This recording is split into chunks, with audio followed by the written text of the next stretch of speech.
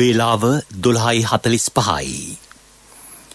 මේ ශ්‍රී ලංකා ගුවන් විදුලි සංස්ථාවයි.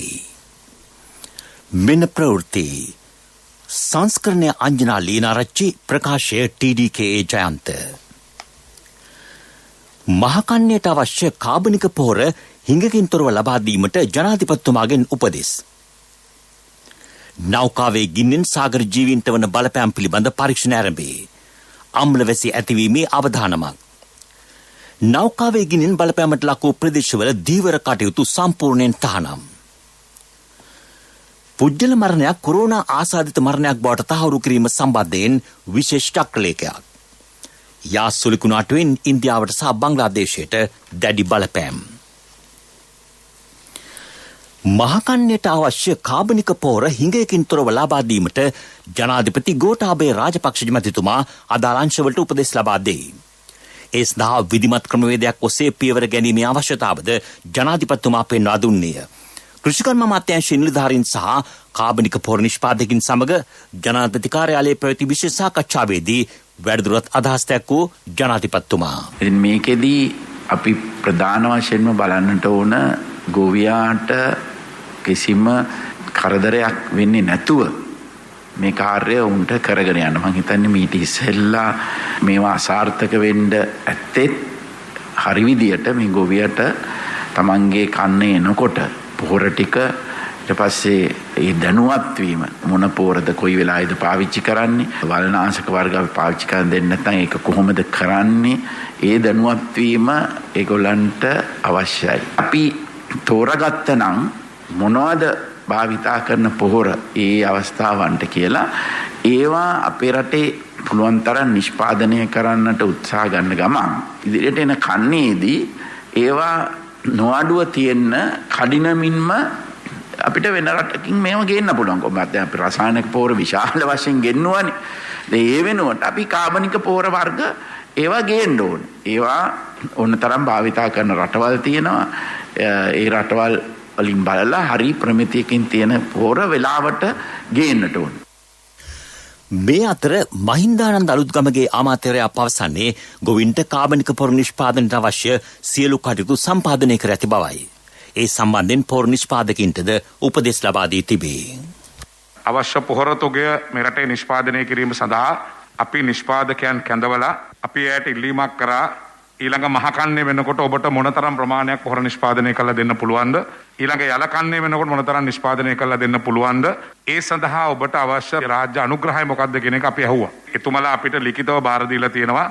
ඔවුන්ගේ නිෂ්පාදනය වැඩි කරගන්න පුළුවන් ප්‍රමාණය, ඒ වගේම නිෂ්පාදනය වැඩි කරගන්න තියෙන බැරියර්ස්, ඒ පිළිබඳ කියන්නේ බැංක් ෆයිනෑන්ෂල් ඇසිස්ටන්ස්, ඒ වගේම ඉඩම් ඇතුළු කරුණු ගණනාවක්. ඒ සම්බන්ධයෙන් අමාත්‍යාංශය අපේ රාජ්‍ය අමාත්‍යතුමා සෙක්‍රටේරියට් එකක් දාලා ඒකට අවශ්‍ය පහසුකම් සියල්ල ලබා දෙන්න අපි කටයුතු කරනවා.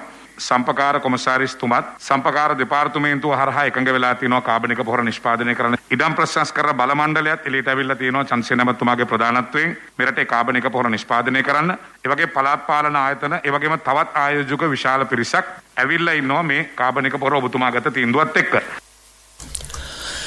මේ වන විට කොළඹ වරායට වයඹතිසින් නැංගුරන්ලා ඇති එක්ස්ප්‍රෙස් පර්ල් නෞකාවේ ගිනිදැල් දක්නට නොමැති බව නාවික හමුදාව පවසයි. අධික දුමාරයක් පමණක් මේ වන විට පවතී. ගින්නත් සමග විසි වූ කොටස් ප්‍රීතිපුර සිට මීගමුව දක්වා වෙරළ තීරයේ ගොඩගසා තිබූ අතර එම ද්‍රව්‍ය රැගෙන ගිය පුද්ගලයන් සම්බන්ධයෙන් පොලිස් පරීක්ෂණ ඊයේ ක්‍රියාත්මක විය. නෞකාවේ තිබී වෙරළට ගොඩගසා තිබූ භාණ්ඩ එකතු කළ පුද්ගලයන් 8 දෙනෙකු අත්අඩංගුවට ගත් බව පොලිස් මාධ්‍ය ප්‍රකාශක නියෝජ්‍ය පොලිස්පති අජිත් රෝහණ මහතා පවසයි. මෙම භාණ්ඩ ප්‍රවාහනය කළ ලොරි රථයක්ද අත්අඩංගුවටගෙන තිබේ. මේ අතර මේ තත්ත්වයේ හේතුවෙන් ඉදිරියේදී අම්ලවැසි ඇතිවීමේ අවධානමක් පවතින බව සමුද්‍රීය පරිසර ආරක්ෂණ අධිකාරියේ සභාපති නීතිඥ දර්ශනී ලහඳපුර මහත්මිය පවසයි. මෙම අනතුරින් සාගර ජීවීන්ට සිදුවන බලපෑම් පිළිබඳව පරීක්ෂණ ආරම්භ කර ඇතැයි නාරා ආයතනය පවසයි. මත්ස්‍ය සම්පල ඉදිරියේදී පරීක්ෂාවට ලක් කෙරේ. අපවිත්‍ර වී තිබෙන වෙරළ තීරය පිරිසිදු කිරීම දැන් සිදුවේ. නාවික හමුදාව සමුද්‍රී දූෂණ වැළැක්වීමේ අධිකාරිය සහ තවත් ආයතන කිහිපයක් ඒ ක්‍රියාත්මක කරයි. නාවික හමුදාවෙන් පමණක් 200කට ආසන්න පිරිසක් දික්කොවිට ස්ථහලාවත දක්වා වෙරළ තීරයේ පිරිසිදු කිරීමට යොදවා ඇතැයි නාවික හමුදා මාධ්‍ය ප්‍රකාශක කපිතාන් ඉන්දිකද සිල්වා මහතා පවසයි. ඉන් බහුතරයක් කොළඹ සහ මීගමුව අතර වෙරළ තීරයේ පිරිසිදු කිරීමට යොදවා තිබේ. එම අධිකාරිය අධ්‍යක්ෂ ජනරාල් ආචාර්ය ටර්නි ප්‍රදීප් කුමාර මහතා පවසන්නේ එක්ස්ප්‍රෙස් පර්ල් නෞකාවේ ගින්නත් සමග සිදුවී ඇති පාරිසරික හානිය සොයා බැලීමට විශේෂඥ කණ්ඩායමක් පත් කර ඇති බවයි. ඔවුන් සාගරයට සාගර ජීවීන්ට හා පරිසරයට සිදුවී ඇති හානිය පිළිබඳ පුළුල් විද්‍යාත්මක පරීක්ෂණයක් සිදු කරනු ඇත. ඒ අනුව ඉදිරියේ නීතිමය පියවර ලබා ගැනීමට සහභාගී ලබා ගැනීමට ක්‍රියා කෙරේ. වරායතිකාරී සභාපති මේජර් ජෙනරාල් දයා රත්නායක මහතා පවසන්නේ එම නෞකාවේ ගින්න වරායේ කටයුතු වලට බාධාවක් නොවන බවයි. ඒ වන විට වරායේ කටයුතු සාමාන්‍ය පරිදි සිදුවේ. ඒ අතර දිවෙන්ට පැමිණ සිටින විශේෂඥ කණ්ඩායම ගලවා ගැනීමේ කණ්ඩායම් තවදුරටත් නෞකාවේ පරීක්ෂණ කටයුතු සිදු කරති. එක්ස්ප්‍රෙස් පර්ල් නෞකාවේ ගින්නෙන් බලපෑමට ලක් වූ ප්‍රදේශවල දීවර කටයුතු තාවකාලිකව නතර කෙරේ. සාගර පරිසර සම්බන්ධ පද්ධති සම්බන්ධයෙන් සිදු කරන පරීක්ෂණ අවසන් වනතුරු දීවර කටයුතු නතර කර ඇතැයි කංචන විජේසේකර රාජ්‍ය අමාත්‍යවරයා පවසයි. නමුත් එම ප්‍රදේශයේ ආශ්‍රිත මත්ස්‍ය පරිභෝජන කටයුතු සම්බන්ධයෙන් කිසිදු ගැටලුවක් පවතින බවට මෙතෙක් තහවුරු කර නොමැති බව රාජ්‍ය අමාත්‍යවරයා කියයි. එම ප්‍රදේශවල මාළු පරිභෝජනය නොකරන ලෙසට ගෙනයන ප්‍රචාර අසත්‍ය බවද ඔහු සඳහන් කරයි. දින 4ක පමණ කාලයේ සිට දීවර කටයුතු අත්හිටුවා තිබේ. මීගමෝ කලපුව අවට දීවර කටයුතුද අත්හිටුවා ඇත. කොළඹ නගරය ආසන්නයේ දීවර කටයුතු නිරත වීම සඳහා මේ දිනවල බලපත්‍ර නිකුත් නොකරන බවද රාජ්‍ය අමාත්‍යවරයා අවධාරණය කරයි. මෙම නෞකාවේ ගින්න සහ ඒ සමග ඇති වී තිබෙන තත්ත්වය පිළිබඳව විශේෂ සාකච්ඡාවක් පරිසර අමාත්‍යාංශයේදී අද පෙරවරුවේ පැවැත්වින. නෞකාවේ ගින්න නිවා දැමීම, පරිසර හානි අවම කිරීම, ඉදිරි නීතිමය කටයුතු සහ වන්දි ලබා ගැනීම ඇතුළු ශ්‍රේෂ්ඨ ගණනාවක් පිළිබඳ එහිදී අවධානය යොමු කර තිබේ. අමාත්‍යාංශ ලේකම් විශේෂඥ වෛද්‍ය අනිල් ජාසිංහ මහතාගේ ප්‍රධානත්වයෙන් පැවැත්වින. මේ අතර නෞකාවේ හානිය පිළිබඳව වාර්තාවක් ලබා දෙන ලෙස අමාත්‍ය මහින්ද අමරවීර මහතා අදාළ නිලධාරීන්ට දැනුම් දී තිබේ. ඔහු නෞකාවෙන් පරිසරයට සිදු ඇති හානිය පිළිබඳ සොයා බැලීම සඳහා මීගමු සුරුක්‍ර ප්‍රදේශයට අද ගොස් තිබින. මේ ප්‍රවෘත්ති ශ්‍රී ලංකා ගුවන් විදුලි සංස්ථාවෙන්.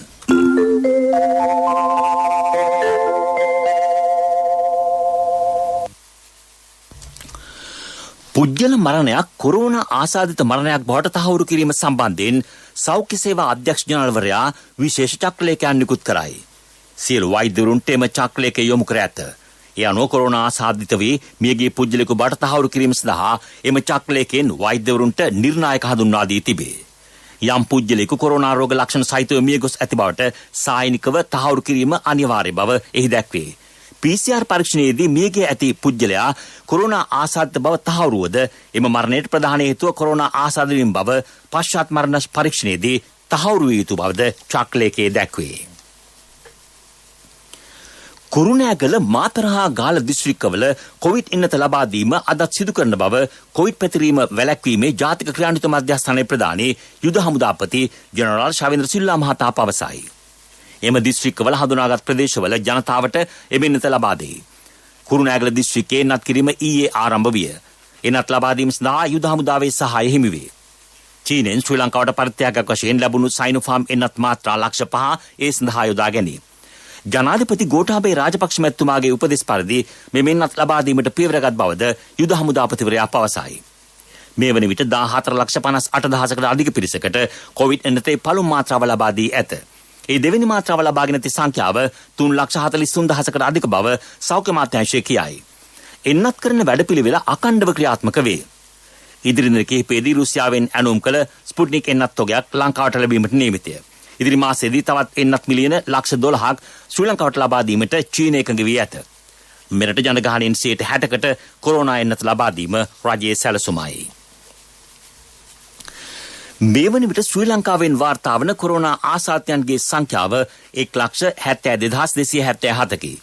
ඉන් 1,42,378 දෙනෙකු සුවය ලබා පිටත්ව ගොස් ඇතැයි වසංගත රෝග විද්‍යාංශය පවසයි. මරණ 1,298ක්ද මෙරටින් වාර්තා වේ. මේ වන විට වෛද්‍ය අධීක්ෂණ යටතේ ප්‍රතිකාර ලබන මෙරට වාර්තා වන කොරෝනා රෝගීන්ගේ සංඛ්‍යාව 28,601කි. ලෝකයේ සමස්ත කොරෝනා ආසාදිතයන්ගේ සංඛ්‍යාව 16,87,484කි.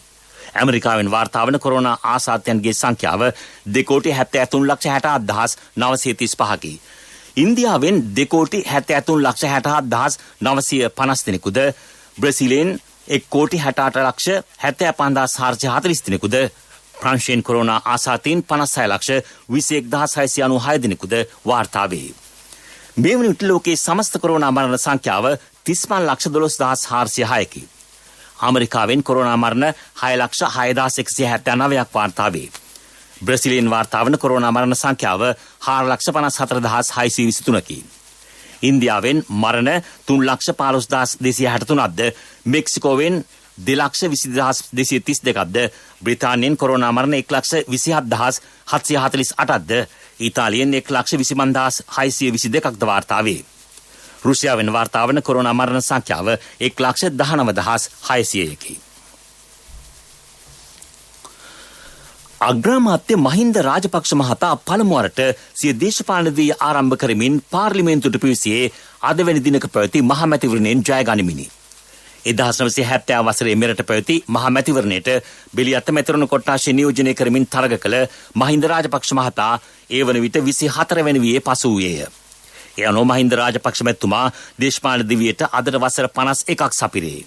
1970 මහමැතිවරණයෙන් පාර්ලිමේන්තු අසුන ජයගත් මහින්ද රාජපක්ෂ මහතා එවක පාර්ලිමේන්තු නියෝජනය කළ ලාබාලතම මන්ත්‍රීවරයා විය. 1977 වසරේ නීතිඥයෙකු ලෙස දියුරුම් දුන් ඔහුගේ පාර්ලිමේන්තු අසුන 1977 වසරේදී අහිමි වන්නේ ශ්‍රී ලංකා නිදහස් පක්ෂයේම මැතිවරණයේදී ලැබූ දරුණු පරාජයත් සමගිනි. අනතුරුව 1988 90 කැරැල්ලේ අතුරුදන්වුවන්ගේ මවුරුන් සංවිධානය කළ මවුරුන්ගේ පෙරමුණෙහි කැපී පෙනෙන භූමිකාවක් මහින්ද රාජපක්ෂ මහතා නිරූපණය කළේය. 1994 වසරේ පොදු පෙරමුණු රජයේ කම්කරු අමාත්‍යවරයා බවට පත්වන මහින්ද රාජපක්ෂ මහතා 1997 වසරේදී දීවර හා ජල සම්පත් අමාත්‍යවරයා ලෙස පත් වූයේ අමාත්‍ය මණ්ඩල සංශෝධනයකිනි. 2002 වසරේදී විපක්ෂ නායක ධුරයට පත්වන ඔහු 2004 වසරේ අප්‍රේල් මාස 6 වෙනිදා මෙරට 13 වන අග්‍රාමාත්‍යවරයා ලෙස තේරී පත්වේ. 2005 වසරේ නොවැම්බර් 17 වෙනිදා පැවති ජනාධිපතිවරණයෙන් මහින්ද රාජපක්ෂ මැතිතුමා මෙරට ජනාධිපති ධුරයට පත්වේ. 30 වසරක කොටි ත්‍රස්තවාදයේ පරාජය කිරීමට නායකත්වය දුන් සීනාධි නායකයා ලෙස මහින්ද රාජපක්ෂ අග්‍රාමාත්‍යවරයා මෙරට දේශපාලන ඉතිහාසයේ නොමැකෙන සලකුණක් තබා තිබේ. ජාත්‍යන්තර වශයෙන්ද කීර්තියටපත් අග්‍රාමාත්‍ය මහින්ද රාජපක්ෂ මහතා පසුගිය වසර 25 පුරා පලස්තීන ශ්‍රී ලංකා සාමූහිකත්ව කමිටුවේ සභාපති ධුරය දැරීය. ඉන්දියාවේ කල්කටා විශ්වවිද්‍යාලය අග්‍රාමාත්‍යවරයාට ආචාර්ය උපාධියක් පිරිනම ඇත්තේ මානව අයිතිවාසිකම් සුරැකීම සඳහා දැක් වූ කැපකිරීම හේතුවෙනි. තමුත්තේගම ආර්ථික මධ්‍යස්ථානයේ සේවක සේවිකාවන්ට කොරෝනා මර්ධනයට ලබා දීම අද පෙරවරුවේ ආරම්භ විය. අද දිනේ තුළ දහසකට අධික පිරිසකට එන්නත ලබා දීම අපේක්ෂා බව තමුත්තේගම ආර්ථික මධ්‍යස්ථානයේ කළමනාකරු අසංක ප්‍රදීප් කුමාර මහතා පවසයි. අත්‍යවශ්‍ය ආහාර බෙදා දීමේ වැඩපිළිවෙලක් ගම්පහ දිස්ත්‍රික්කයේ මේ වනට ක්‍රියාත්මක බව ගම්පහ දිසාලේකම් සුනිල් ජයලත් මහතා පවසයි. මේ අතර වැලිසර ආර්ථික මධ්‍යස්ථානයේ කළමනාකාර ටියුපාලි මහතා පවසන්නේ ප්‍රාදේශීය ලේකම්වරුන්ගේ උපදෙස් පරිදි අත්‍යවශ්‍ය ආහාර ද්‍රව්‍ය ආර්ථික මධ්‍යස්ථානයෙන් නිකුත් කරන බවයි. ලක්වාසී ජනතාවට සහ ලෝකවාසී ජනතාවට නිදුක් නිරෝගී සුවය ප්‍රාර්ථනා කරමින් රතන සූත්‍රයේ සජ්ජායනා කිරීමේ සදහම් වර්ෂා වැඩසටහන ශ්‍රී ලංකා ගුවන්විදුලි සංස්ථා පරිශ්‍රයේ බෝ සමිඳුන් අභියසදී අදත් පැවැත්වේ. එය පස්වරු 4ට ආරම්භ වේ. ඉන් අනතුරුව විශේෂ රථයකින් සිට රතන සූත්‍රයේ සජ්ජායනා කරමින් මහා සංඝරත්නය කොළඹ නගරයේ සංචාරය කරති. කොළඹ නගරයේ මහල් නිවාසවල සිටින ජනතාවට මෙන්ම නිවසේ සිට ආගමික වතාවතල නිරත ජනතාවටද පිරිස් සජ්ජායනාවට සවන් දීමේ අවස්ථාව මෙමගින් උදා වේ. ජාතික ගුවන්විදුලියේ සභාපති ජයම්පති බණ්ඩාර හින්කෙන්ද මහතාගේ සහ අධ්‍යක්ෂණලාල් චන්ද්‍රපාල් ලියනගේ මහතාගේ උපදෙස් පරිදි එය සිදු කෙරේ. මේ සඳහා අනුග්‍රහකත්වය ලබා දෙන්නේ ජාතික ලොතරැයි මණ්ඩලයයි. දකුණු පළාත් සභාවේ හිටපු අමාත්‍යවරයෙකු අයි විජේවන්ත මහතා අභාවප්‍රාප්ත වේ. මේ යන විට ඔහු 81 වැනි වියේ පසුවිය. ගාල්ල රිච්මන්ඩ් විද්‍යාලයේ අධිශිෂ්‍යයෙකු මහතා දකුණු පළාත් සභාවේ හිටපු අධ්‍යාපන අමාත්‍යවරයා විය. දකුණු පළාත් සභාවේ තනතුරු රැසක් දරූ ඔහු සුවිශේෂී සමාජ මෙහෙවරක නිරත වූ පුජ්‍යලයෙකි. අයි විජේවන්ත මහතාගේ දේහය පිළිබඳ අවසන් කටයුතු තවලම විද්‍යාරාජ ජාතික පාසල් ක්‍රීඩාංගණයේදී හෙට පස්වරු 2ට සිදු කෙරේ. අභාවප්‍රාප්ත රංගන ශිල්පිනී සුරේනි සිරණත් මහත්මියගේ දේහය පිළිබඳ අවසන් කටයුතු බොරැල්ල පොදු සුසාන භූමියේදී අද පස්වරු 7:05ට සිදු කෙරේ. 1975 වසරේ රංගනයට පිවිසි ඇය අමරණීය ආදරේ ලොකු තාත්තා බිනරි සාසුදු බණ්ඩා කවුළුව පවන රළුවිය සත්‍යදේවී මල්වරුසා ධර්මයුද්ධය ඇතුළු චිත්‍රපට 35කට අධික සංඛ්‍යාවක විවිධ චරිත නිරූපණය කර තිබේ. මහරගම අපේක්ෂාරෝහලේ ප්‍රතිකාර ලබමින් සිටියේදී ඊයේ අලුයම ඇබා ප්‍රාප්ත වූාය. මේ යන විට ඇය 60 වැනි වියේ පසු වූාය. දේහය මේ වන විට ජයරත්නමල් ශාලාවේ තැන්පත් කර තිබේ.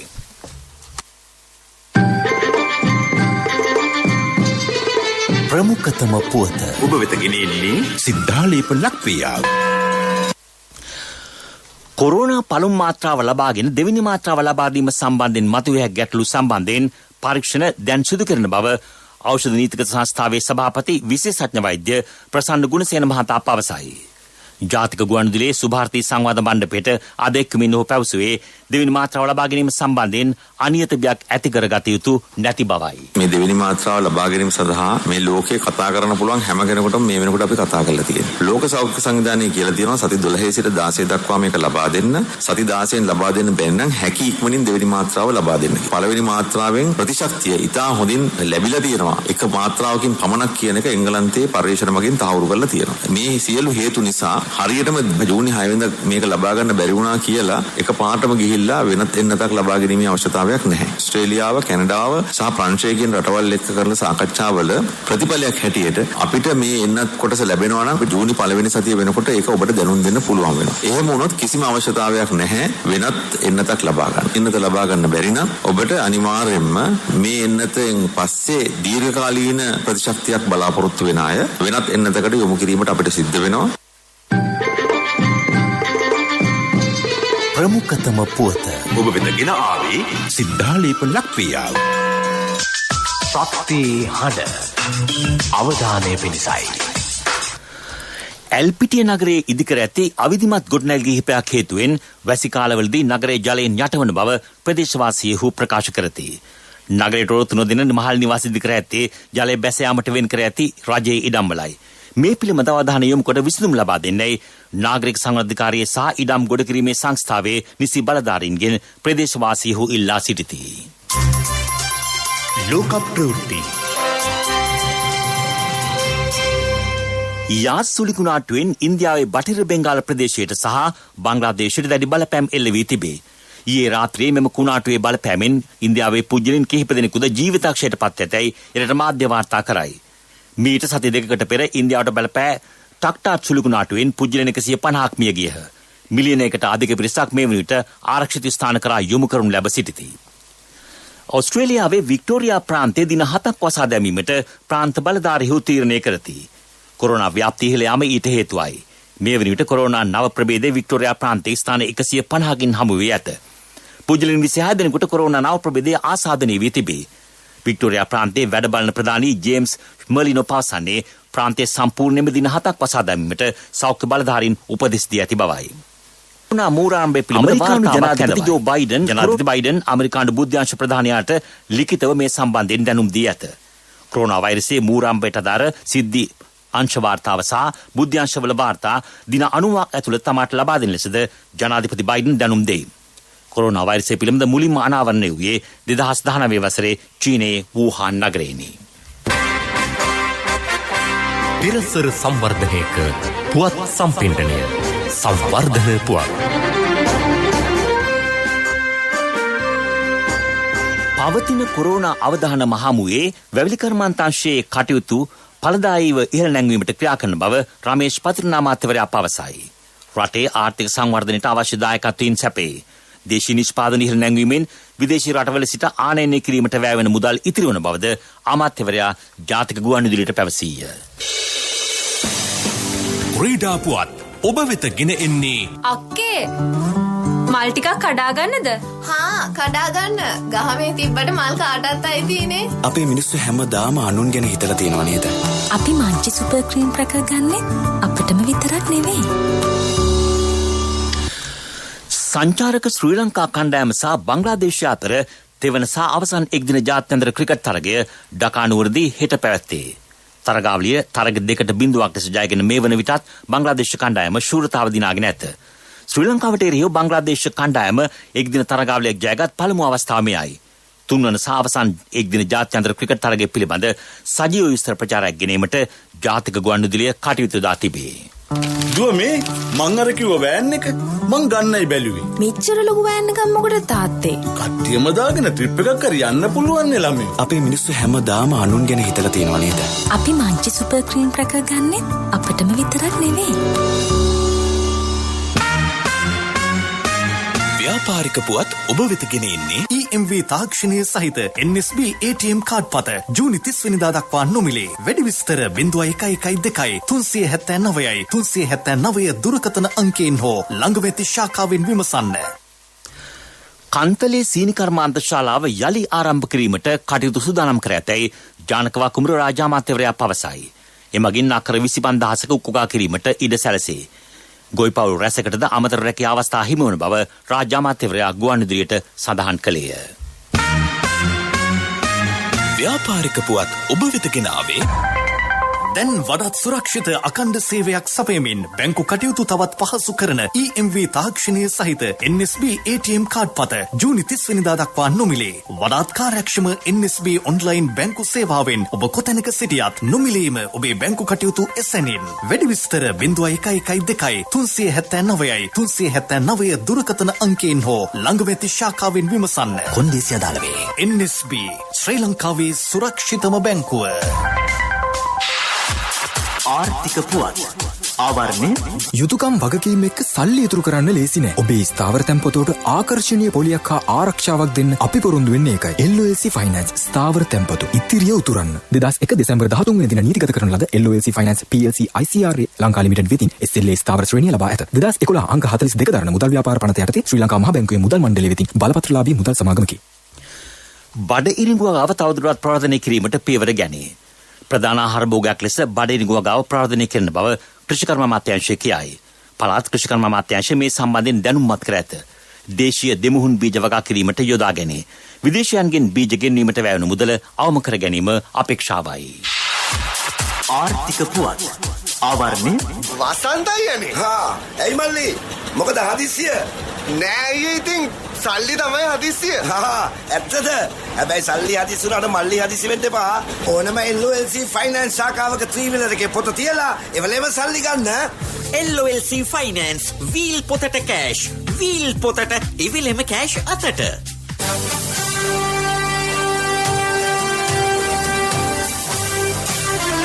කාලගුණ වාර්තාව ඔබ වෙත ගෙන එන්නේ සයුරු දීවර කාලගුණ තොරතුරු සේවාව.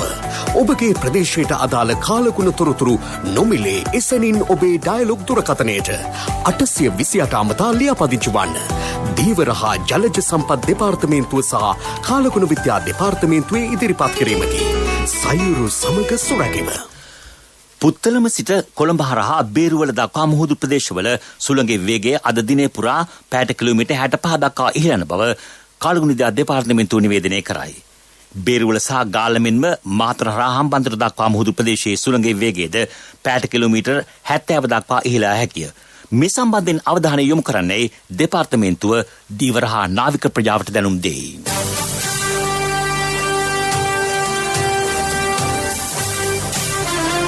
කාලගුණ වාර්තාව ඔබ වෙත ගෙන ආවේ සයුරු දීවර කාලගුණ තොරතුරු සේවාව. ඔබගේ ප්‍රදේශයට අදාළ කාලගුණ තොරතුරු නොමිලේ එසැනින් ඔබේ ඩයලොග් දුරකථනයට 828 අමතා ලියාපදිංචි වන්න. දීවර හා ජලජ සම්පත් දෙපාර්තමේන්තුව සහ කාලගුණ විද්‍යා දෙපාර්තමේන්තුවේ ඉදිරිපත් කිරීමකි. සයුරු සමග සුරැකීම. යලි සිරස්තල මහකන්නයට අවශ්‍ය කාබනික පොහොර හිඟකින් තොරව ලබා දීමට ජනාධිපතිතුමාගෙන් උපදෙස්. නෞකාවේ ගින්නෙන් සාගර ජීවීන්ට වන බලපෑම් පිළිබඳ පරීක්ෂණ ආරම්භේ. අම්ල වැසී ඇතිවීමේ අවදානමක්. නෞකාවේ ගින්නෙන් බලපෑමට ලක් වූ ප්‍රදේශවල දීවර කටයුතු සම්පූර්ණයෙන් තහනම්. පුජ්‍යල මරණයක් කොරෝනා ආසාත මරණයක් බවට තහවුරු කිරීම සම්බන්ධයෙන් විශේෂ චක්‍රලේඛයක්. යාසුලිකුණාටුවෙන් ඉන්දියාවට සහ බංග්ලාදේශයට දැඩි බලපෑම්. අපගේ දහවල් ප්‍රවෘත්ති ප්‍රකාශමින් සමත්තයි. මීළඟට අපගේ ප්‍රධාන ප්‍රවෘත්ති ප්‍රකාශය සවස 6ට.